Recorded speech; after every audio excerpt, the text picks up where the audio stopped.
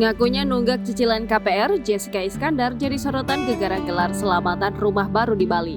Di tengah kabar kesulitan keuangan untuk membayar cicilan KPR 2 rumahnya di Jakarta, artis Jessica Iskandar malah gelar selamatan rumah baru di Bali. Bahkan rumah yang dibangun oleh suaminya, Vincent Verhaeghe, sejak keduanya memutuskan menikah itu kini sudah bisa ditempati. Hal itu diabadikan Jessica dalam akun Instagramnya @inijedar pada Senin 28 November 2022. Jessica dan Vincent beserta kedua anak mereka terlihat menggunakan pakaian adat Bali dalam video tersebut. Tak lupa Jessica juga menunjukkan keunggulan rumah barunya yang telah dibuat canggih. Dari pintu yang sudah menggunakan fingerprint hingga penggunaan asisten virtual untuk menyalakan dan mematikan lampu. Mulai dari kolam renang hingga taman yang luas ada di rumah barunya tersebut. Terlepas dari kebahagiaan Jessica Iskandar yang sudah pindah ke rumah barunya, banyak warganet menyoroti tentang pengakuan Jessica sebelumnya yang mengatakan tak mampu membayar cicilan KPR.